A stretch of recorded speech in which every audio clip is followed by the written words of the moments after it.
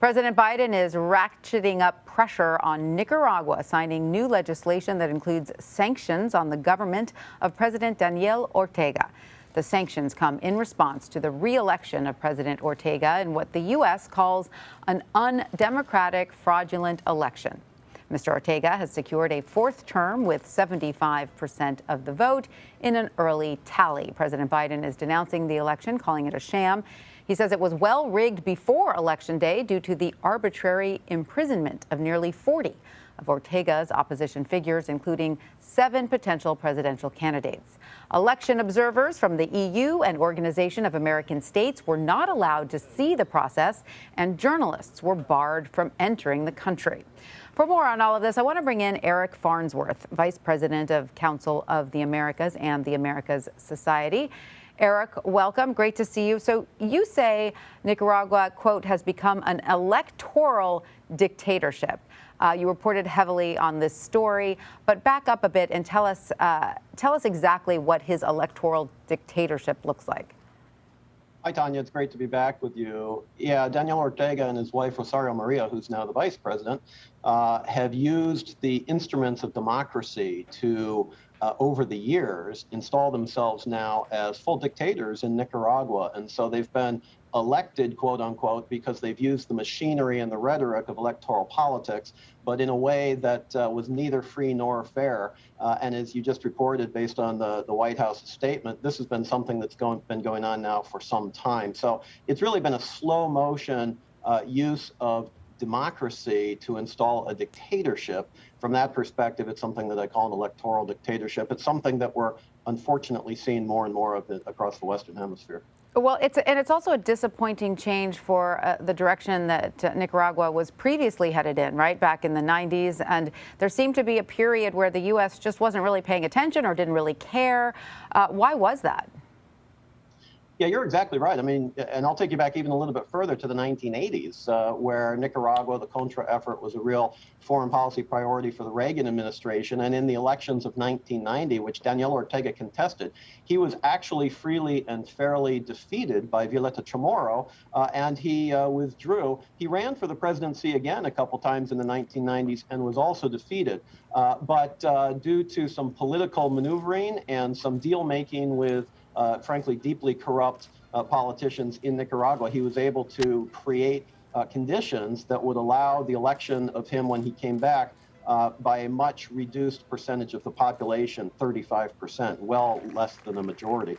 And so he ran again, was elected actually, in 2006, and has now been president since then. So it's really been an effort that he's been contesting since the 1980s to be the leader of Nicaragua. And at this point, as he approaches his 76th birthday, it's looking like he might, frankly, get to be president for life in Nicaragua.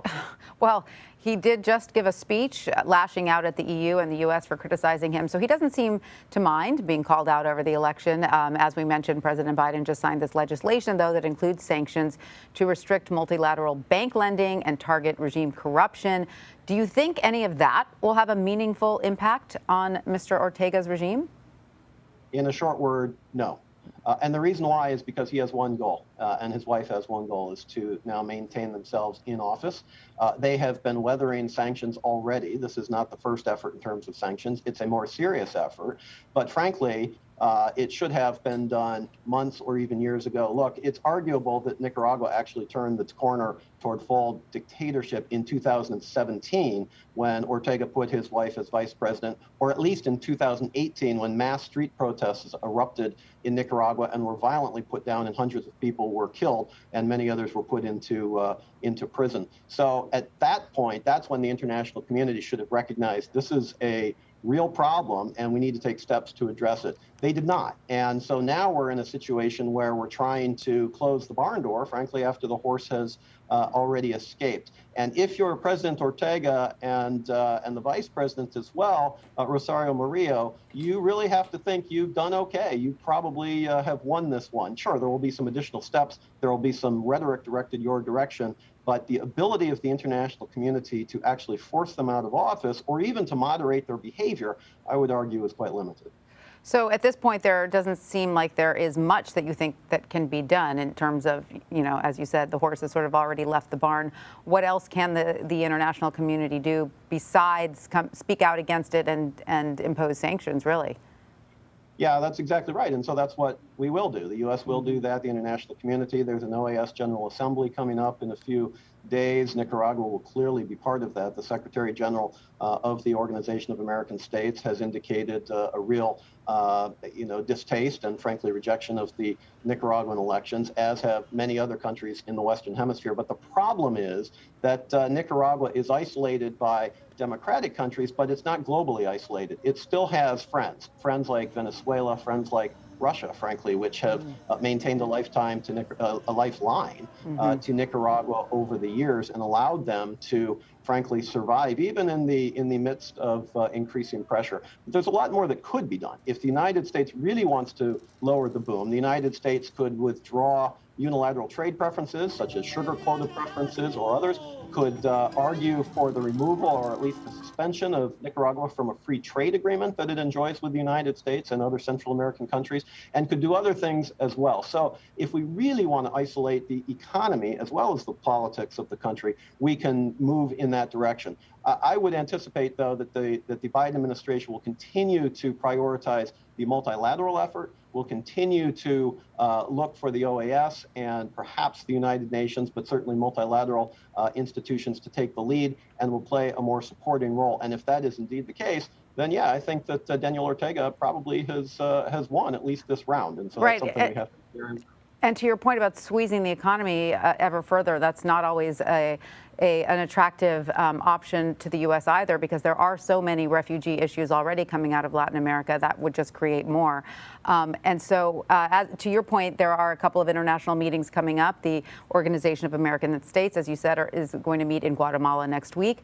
President Biden is hosting the first ever Summit for Democracy in December. What do we know about those meetings and whether the situation in Nicaragua will be up for discussion?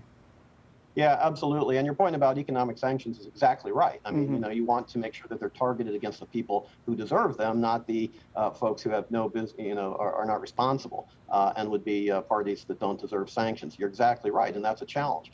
But in terms of the upcoming meetings, the Democracy Summit that the president will be hosting in December. Probably Nicaragua is not going to be the focus of that discussion. It's a global discussion. I would hope that Nicaragua does come up, but the whole democratic erosion around the world in the face of authoritarian efforts is real. And it's much bigger than Latin America or Nicaragua. So I would imagine it will be an example that some folks will use, but it may not be the focus. I would anticipate, though, that Nicaragua will be the focus, or at least a focus, of the Organization of American States General Assembly. It needs to be. And one of the least appetizing issues of this whole episode is that several of Nicaragua's neighbors have, in fact, not done or said anything to condemn these elections that were clearly fraudulent. There are speculation as to why, but until Latin America itself is unified in rejecting what is clearly an anti-democratic effort, I think it's going to be a difficult ask for the rest of the world to do the same. And does this give dangerous hope to other Latin American strongmen who might say, hey, Ortega's getting away with it, I'm next? It absolutely does. And, countries like Haiti, which are in disarray, countries like El Salvador, where the president has been taking some steps that some would define as anti-democratic, other countries around the region as well. And we have a number of elections coming up this month and also in other months in the near future. I think that's the real reason to really move forward in terms of sanctions on Nicaragua. You asked whether they would make a meaningful difference with Ortega and Murillo specifically, and I said they probably wouldn't. But what they will do, I hope, would to give pause to others around the region who might think twice about taking similar steps, because they recognize now what the United States and the international community may indeed be willing to do if we are willing to take those steps, and indeed we do so. Right. All right. Well, Eric Farnsworth, thank you so much for joining us. We appreciate your insight. Thanks, Tanya. It's great to be with you.